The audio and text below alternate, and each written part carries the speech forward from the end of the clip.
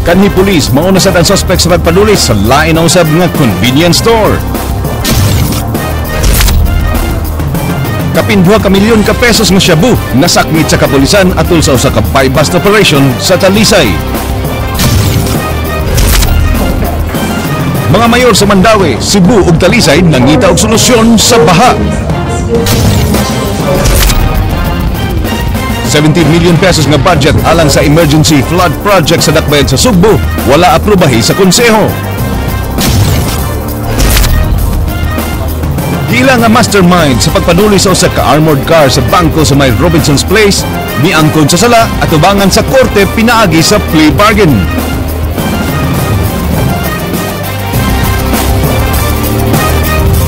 May ngapon Sugbo, Kabisayan, aniya na mabalita uban ang kinatibuk-ang puwersa sa News 5 Cebu karong adlaw Miyerkules petsa 5 sa buwan sa Nobyembre tuig 2014. Ako si Glenn Soco. Amo na ihatod ang mas sayong pagbalita inubadan sa mas komprehensibong impormasyon. Ako si Georgia Herrera. Nagmeeting ang tulo ka mayor sa Metro Cebu alang sa Integrated Intercity Drainage Summit alang sa paghimo sa usa ka hiniusa nga solusyon sa pagbaha. Gustong makabot sa mga mayor sa Sugbo, Mandaue ug Talisay nga dili magdoble ang ilang mga drainage project. King Perez, Suginlimi. Nagtinguha ang tulo ka mga kasikbit nga dakbayan sa pagkabot og solusyon sa mga pagbaha. Buot nila nga mahiusang drainage system sa mga dakbayan sa Mandaue, Cebu ug Talisay. Mga boundary sa tulo ka dakbayan pulos mga sapa nga sagad mo baha panahon sa kusog nga pag-uwan. Importante yung tayo mga trabaho din tungkol sa pagpakiulit sa atong kinayahan. Kung si Mayor JVR ang pasultihon ng pag-usab sa kinaiyahan, mo'y nakadugang sa hulga sa katalagman sa Sugbo, sama sa pagbaha. Matod ni Mayor Johnny De Los Reyes sa Talisay ang pag-reclaim sa mga dagat, ang usa sa mga nakapausab sa dagan sa mga agianan sa tubig. Ang tubig iya sa dagat ay tubig iya sa tubig, ang yuta iya sa yuta. So, bisa usaha bilang katuligan ang tubig, abot yung dapat may bayo, umukong yun siya. Kaya nagtungan siya sa mandog, hindi mo mga, kaya natukoto. Ang yuta iya sa yuta, ang tubig iya sa tubig, ang dagat. Pero sa himo sa tao, ang dagat, himong yuta. Buot usab ni Mayor Cortez nga mahiusa ang drainage system sa tulo ka dakbayan. Sa maong paagi, wala ni duplication ng paghimo sa mga drainage sa matag syudad. Mike has something to protect for Cebu City. I myself from Mandaue and JVR, we can do collaboration. So to all of you, thank you very much, and we can do our part, and together let us walk an extra mile for Cebu. As Jonas was saying, make the 5 figures as one fist. And while Gabriel was saying, let's go back to history. Because my theory has always been, restore what can be restored, John Sanchez.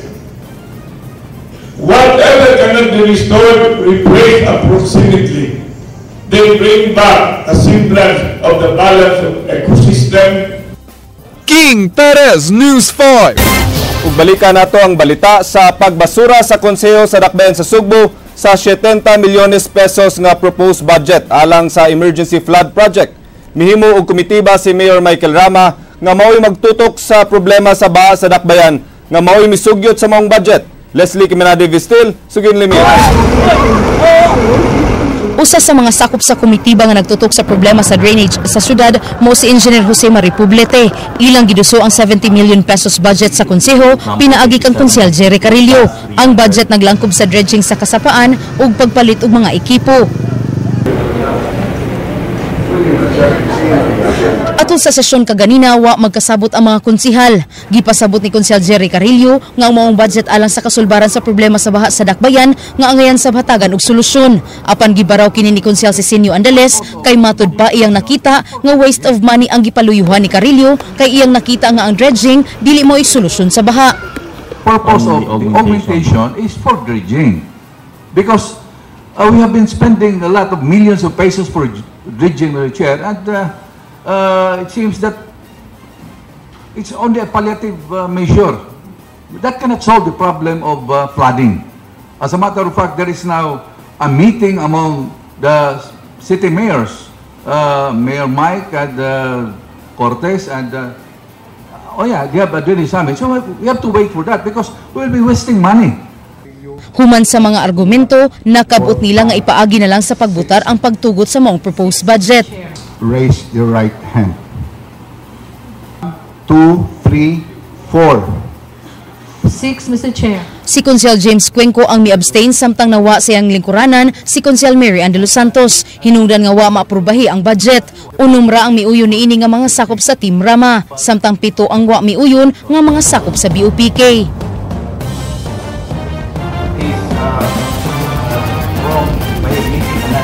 We have approved so many big amounts of the division. Today, the Sangguniang Tukastan, they don't want the desilting of the rivers. That's it. That means kung doon na magani, madisgrasya, magbaha, you know who to blame. So, ako, for my part, I cannot make a decision one way or the other until I have all the facts with me. So, it's not for any political reason whatsoever. It's just that I wanted to be more informed about the issues. Nahimo sab nga panglantaw ni Konsehal Margot Osmeña nga gipaabot unta ang presentasyon ni Konsehal Bob Cabarrubias nga gitahasan sab sa maong proyekto. That's 70 million. You know? So it's true we have to address immediately. But today there's a conference, a summit. Yeah. So why don't we just anyway, it's today already. So what's 1 week, di ba? That was my point. But since it had to come to a vote, I had to vote the way I voted. I will not make any excuse. No? So, if we could have waited lang, sana, but we cannot wait. We put to a vote, man. Leslie Caminadi Vistil, News 5. Usa ka vintage bomb na kuykuyan sa mga naghimo og kanal sa Dakbayan sa Naga. Ryan Sorote, Suginlimi. Nakubkuban sa mga naghimog kanal sa National Road sa Baritina ang Dakbayan sa Naga kagahapon sa hapon. Kining usa ka vintage bomb. Nanghadlok ang mga residente og nagpatabang sa kapulisan kay doon ra ang dapit sa eskwelahan. Gisunog nila dinhigid ang hapon ni adto mura nagkuan sila dinhi maggwardya mag-umungutong bayag god ako. Mas nabala ka mga mi-responding suwat ng ilang naabtan nga gibiling kilid sa daan ilawom sa naglagiti nga kainit sa adlaw ang bomba. Doon ay posibilities ng buto, mao to nga mo din gikuha din dito para dili basinduaan niya ba. Yeah. I-kuan ba ron sa scrap. Wa pa matino sa suwat kung unsang klase ang bomba. Gihumol sa tubig sul sa Naga Police Station ang bomba kagahapon na aron di mainitan. Itugyan sa Cebu Provincial Police Explosive and Ordnance Division ang bomba alang sa insaktong disposal ni ini. Init biyang panahon niya basin og makuha nang iyahang mga kuan sa ilawom kanang components. Mga components sa ilawom. Kuan lang ba kanang precautionary measures lang. Humol na lang mas tubig. Ryan Sorote, News 5. Hangtod karon pabiling sarado alang sa mga pasyenteng gustong magpa-admit sa Cebu Doctors University Hospital.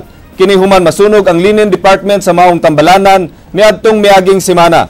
Sigon sa mga trabahante, wa pa hingpit mabalik ang power supply sa hospital ug bugtong generator set lang ang nag-andar. Apan bisan ug wa pa sila hingpit nga mobalik sa normal nga operasyon, abli na ang ilang outpatient department. Di nahimutang ang mga clinic sa mga doktor. Mudawat na hinuon sila og basic laboratory exams kay wa mapiktuhi ang building niini. Suway nga gikuhaan sa iyang habig ang hospital administrator apan di kini mutubag sa tawag sa telepono. Matod sa Bureau of Fire Protection Cebu City, posibleng ang construction worker nga nagwielding duol sa linen department maoy hinungdan sa sunog.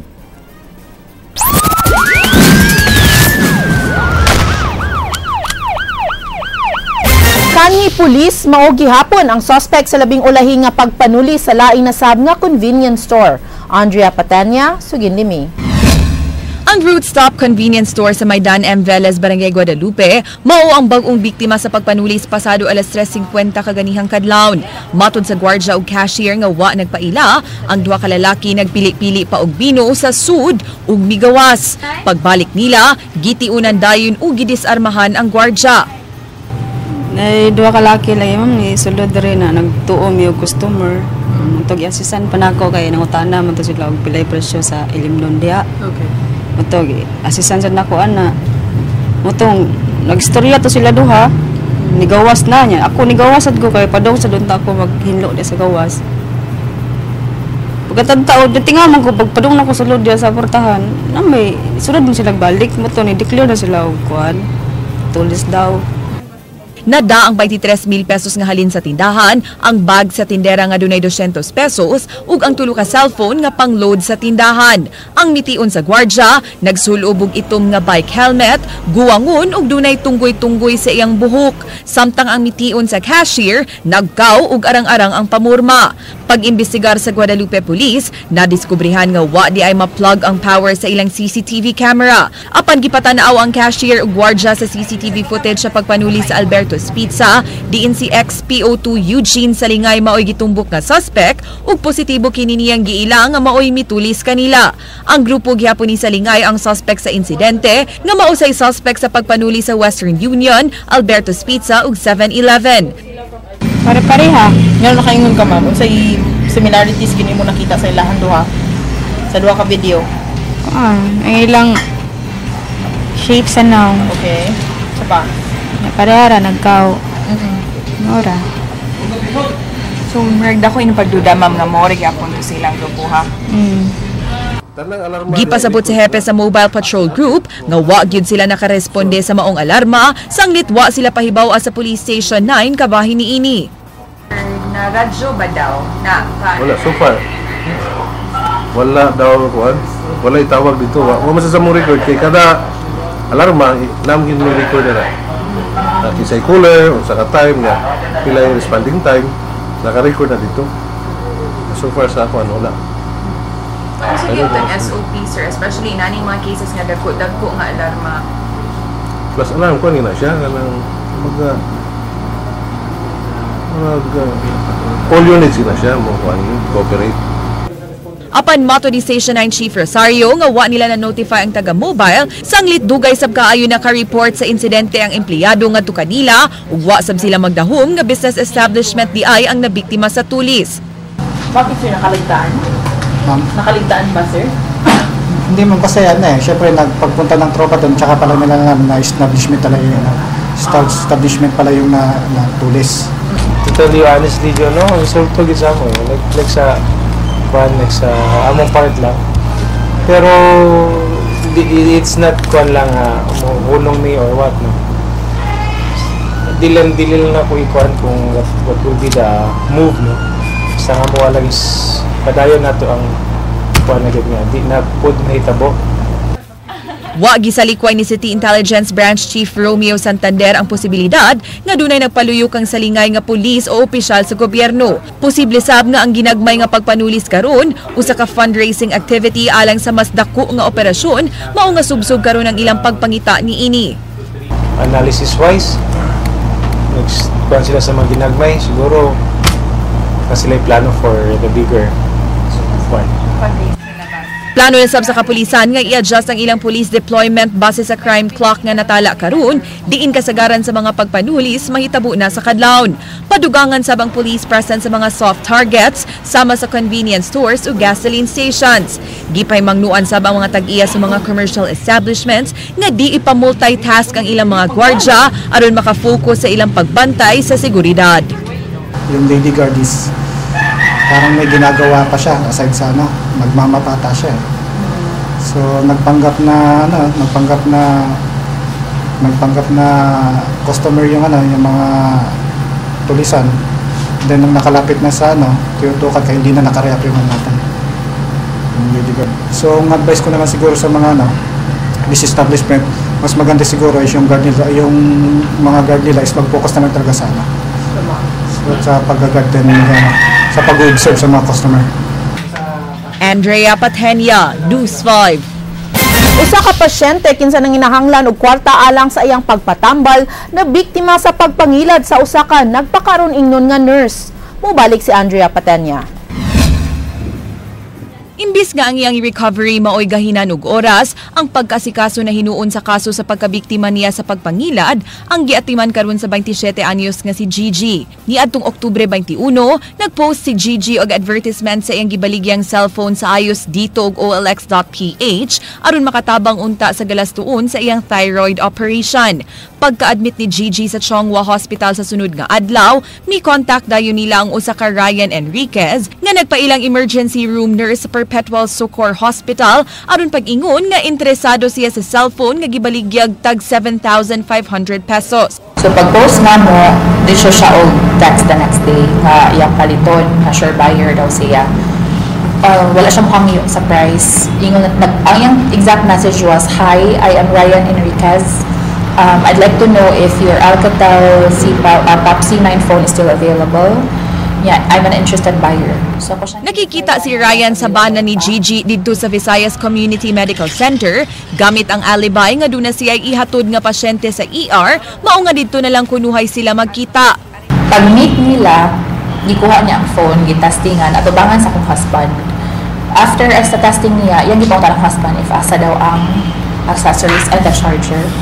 Gikuha niya ang charger, yun siya, "Sir, pwede mag-test." So akong husband was complacent lang po siya. Yan gipadala ang phone and the charger. Ginan siya, "Ayaw lang sunod, sir, kaya ikakaso dili sa ER. Kamera, empleyado siya, or sila lang mga nurses." Sa akong ba nagahuwat sa gawas. After mga 5-10 minutes, kasi siya text, asa na siya, humana bag-test, wala mong gawas. So gipakutana sa akong bana ang security guard. Ningon ang guard nga, dili na empleyado, and pagsud ato niya was diretsyo siya gawas sa exit. Ilang nasuta gikan sa management sa community hospital nga way gihatod nga pasyente ang nagpaila nga usa ka nurse, samtang ang Perpetual Succor Hospital miingon nga wa sila'y nurse nga Ryan Enriquez angan. Maayo na lang nga nakuhaan sa VCMC ug CCTV footage si Ryan ug gipost kini ni Gigi sa Facebook. Makita nga naka-nurse uniform nga way logo si Ryan ug wa say ID. Naglasas kini ug gihulagway nga bayuton, moreno, anaa sa 5'4" ang height ug mga late 20s na. Humanahimong viral ang online post ni Gigi. Dito na niya nahibawan nga dunay laing gibiktima si Ryan ni atong adlaw sa Velez Hospital gamit gihapon ang samangan ug modus. Nasayrang upat na sila nga nabiktima niini.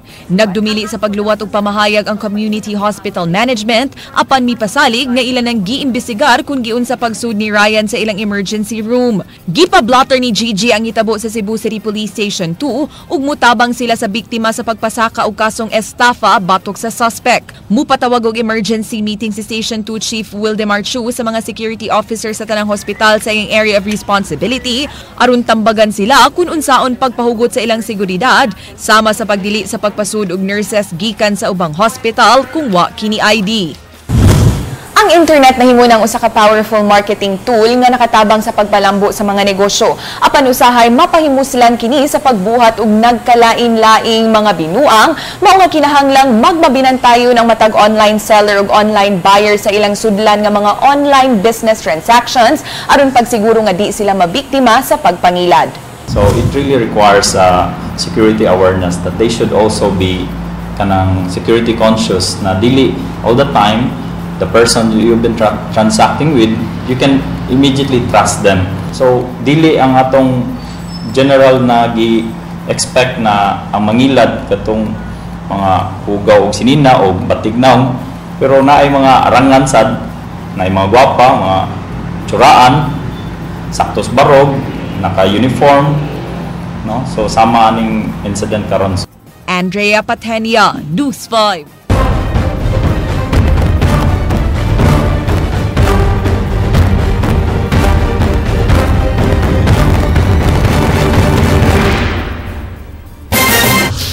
Nahurot na og panghatag sa Department of Social Welfare and Development Region 7 ang mga relief goods nga gikan sa nagkalain-laing nasod. Wa pa sab sila makahatag og financial assistance sa mga apektadong dapit sa amihanang Subo. Aniya ang salin sa Baguio Special Report ni Jinky Barrio. Hangtod karon wa pay nahatag nga pondo ang DSWD Region 7 alang sa mga local government units sa amihanang Sugbo nga labing naapektuhan sa bagyong Yolanda. Kini gawa sa food packs nga ilang naapod-apod nga miabot sa dulan 158 milyones kabuok alang sa 122,000 ka mga apektadong pamilya. Matod sa DSWD, nag-agad ang ilang pagpagawa sa pondo sa Program of Works nga gisumiter sa matag LGU. LGUs is wala tay nadawat po nga kana siyang work and financial plan sa ilaha or project proposal for that specific purpose, dili kita maka-ask niya ng assistance from the central office as basis for the release. Gawa sa food packs, nakahatag na sab sila og shelter assistance ngadto sa mga pamilya kansang panimay na gusbat atol sa bagyo. Sagad sa mga apektadong pamilya, nakapahimo sa Cash for Work program sa DSWD ug livelihood program nga gitagana kanila. Sa hisgutanan sa relief goods, giklaro sa DSWD-7 nga nahatag na nila ang tanang hinabang labi na katunggikan sa nagkadaiyang nasod. We're also afraid na kanang sa kung stocking lang ta, isag unyag ka na yung expiry kay most of ang based on this sa mga experience na yung mga relief goods ba nga yung expiry date doon na lang. At sige ang monitoring, follow up nila. Sige. With after request nga kanang food for work, we provide food for work like kanang sinakong bugas. Jinky Bargyo, News 5. Mag-usa ka tuig na karong Sabado sukad sa pag-igo sa bagyong Yolanda nga nagbilin og grabeng kadaot sa mga kalungsuran ug dakbayan sa amihanang bahin sa lalawigan sa Sugbo. Nasuta nga duna gihapoy mga pamilya nga nagpabilin nagpuyo ilawom sa tulda. Matod sa mayor sa dakbayan sa Bugo ug sa lungsod sa Medellin, kun wa pa ang tabang sa pribadong sektor, dili sila dayon makabarog. Kini ang salin sa Baguio Special Report ni King Perez. 54 square meters ang gidakon sa matag panimay sa mga beneficiaries dinhi sa ilang relocation site. Apan gipaning kamutan ni Nang Helen nga makabutang og sari-sari store isip panginabuhian sa iyang pamilya. Bisan og maglunop ang lugar panahon sa ting-uwan, alang ni Nang Helen mas luwas ang ilang pagpuyo dinhi. Atong last bagyo tong Mario, lunupan tagatuhod ang tubig namo dere. Well, doon naman gireklamo no, pero kanang sa ginagmay there attended to man. Ang gipuy-an sa pamilya ni Nang Helen kabahin sa 128 ka mga panimay nga hingpit nga napabarog dinhi sa Yolanda Village nga himutang sa Barangay Lapas, Dakbayan sa Bugo. Ang usa sa 8 ka mga relocation site sa maong syudad sa amihanang Sugbo. Ito na natin between 80 to 95%. Ang murabag nakabangon na yun. Niadtong Enero, gibisita sa News 5 ang Barangay Paypay sa lungsod sa Daan, Bantayan. Kundiin nagmantinil og trapal ang mga residente ug wa matiwas nga mga panimay daplin sa baybayon. Kanang naapalag ito na tayo atong kaugalingon nga ika-gasto malong maghuwat pa man ta sila no. Pero naa may gipansaan sa amo pero wa lagi. Siyam kabuan ang milabay, mga gisi nga trapal ang gihimong bungbong sa pamilyang Nulya. Sus, in town sir, pait jud kay tanan kung mag-uwan kay para ani among balay magtuo man jud siya. Nya di pa jud siya kanang magisi-gisi pa. Moadto lang mi sa kanang way to. Adto ra mi gawas mi nya tapalan. Gani nagpabiling nagpuyo sa tent ang ilang silingan. Nami nadawat sir kanang napo kasi dahil mga martilyo, dansang. Pero way halog lang. Wala mi kawag halog black. Samtang naayog na pabarog na og balik ang kadaghanan sa mga pampublikong tunghaan. Apan kon ang school principal sa Kanhabagat Elementary School ang pasultihon, kun wa pang tabang sa mga pribadong organisasyon, hangtod karon di pa unta maayo mga naggusbat nga mga lawak sa ringan. Sa 3 milyones pesos nga gisugyot sa school principal sa maong tunghaan, way bisan usa ka sentimo ang migawas gikan sa panudlanan sa DepEd. Naghuwat lang siguro sila nga kuan sa NGOs ba.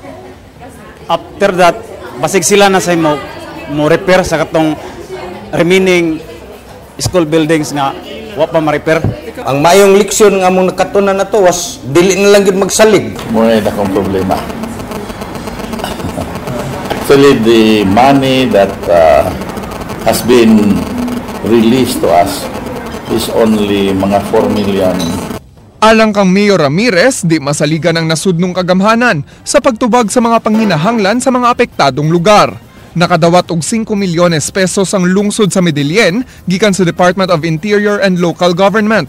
Kini alang sa pagpaayo sa mga infrastruktura sa munisipyo. Nahatag ang maong kwarta, 7 ka buwan human sa bagyo. Pag-abot sa panahon nga dihay ayuda gikas DILG para sa pagpaayo sa among mga municipal buildings, public markets, civic recreation centers, human nami. Mo to akong problema pag June nga unsaon ko man nirong kwartaha nga human naman kog paayo. Wa hatagig pagtagad ni Ramirez ang paghimog relocation sites kay gani ang DSWD wa pa makahatag og shelter assistance sa iyang mga konstituwente. The department released funds for small towns like Madridejo, Santa Fe, and the towns that were least affected, Katmon, Sogod, Tuburan, Tabuelan. Of course, I can understand why they chose those towns because the number of households affected were quite low, no? And now the problem is that, how about us, the towns with the most number of households affected, Danbantayan, Medellin, San Remio, and the municipality of Bantayan.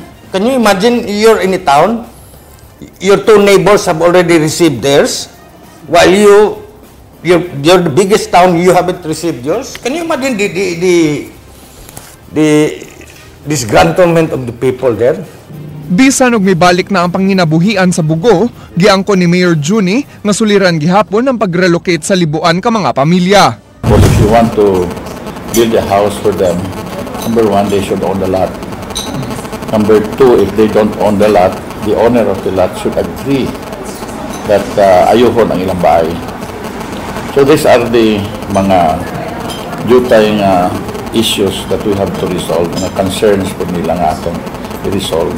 Nagpabilin gyapon ang suliran sa kakuwang sa pondo sa mga lokal nga kagamhanan ingon man ang dili dungan nga pagbangon sa mga epektadong biktima ug mga sektor bisan pa man nga gipasigarbo sa mga kadagkuan sa gobyerno ang padayon nga rehabilitasyon sa mga lungsod ug dakbayan diri sa amihanang Sugbo human gikuso-kuso sa bagyong Yolanda usa ka tuig na ang milabay.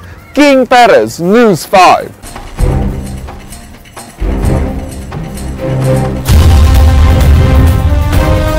Gilang big-time drug pusher sa dakbayan sa Talisay nga naglihok sa Metro Cebu ug habagatang Sugbo na sikop sa gipahigayong bypass operation sa Cebu Provincial Intelligence Branch. Ryan Sorote, Suginlimi. Nasikop sa bypass operation sa Cebu Provincial Intelligence Branch ang mga big-time drug pushers nga silang Paquito Hisola, Redo Matiana ug ang kapoy niini nga si Dayan Ortega. Pasado alas 2 kagahapon na sikop sa usa ka mall sa Barangay Tabunok, Talisay City. Ang tulo human nagkasabot na poacher buyer ug ang subject nga si Hisola nga mopalit og shabu. Inay 100 gramos, mitanyag si Hisola dugang 100 gramos nga shabu kay doon na pa sila stock. Na-order na sir, bangga pa mo, makigmeet sila sa una certain place and then muhatag ka sa kwarta, muhatag sila sa butang, may change ba? Nakadawat og text ang PIB kagahapon bahin sa binuhatan sa subject ug na-verify kini mao nga natigayon ang operasyon. Nakuha sa madinakpan ang budol money nga 400,000 pesos o sa kadakong putos sa gituang shabu nga dunay street value nga 2.3 million pesos. Gihulagway nga level 2 nga pusher ang grupo nga naglihok sa habagatang Sugbo ug makabaligya og di mo minus 200 grams na shabu matag semana. New player ni sila sir. Di kayo ni sila yung known personalities. Giing local contact ni Hisola nga taga Sambuan din sa Metro Cebu silang Tiana ug Ortega nga taga Mohon Dakbayan sa Talisay nga mausay muabag sa ubang transaksyon. Giangkon ni Hisola nga nalambigit siya sa kalukan apan gimakak-ini nga iya ang nakuhang drogas. Naman ako ko ini. Ha? Ang bata ang ikan ng bata. So murag gidunol na nimo? Wasab makaila ang duha ka mga dinakpan ni Hisola o giingong naatlan lang sila sa lugar sa mga pulis. Nagusara man dito. Dito ra tambay-tambay sir. Pero wala kaya niya. Wala. So naapi lang ka? Oo. May ano? May bibilin po. O ano bibilhin mo sana? Papalit po ako. Bibili lang po ako sa Gaisano. Ryan Sorote, News 5. Giilangan mastermind sa pagpanuli sa usa ka armored car sa bangko miangkon sa sala at tubangan sa korte. King Perez, Suginlimi.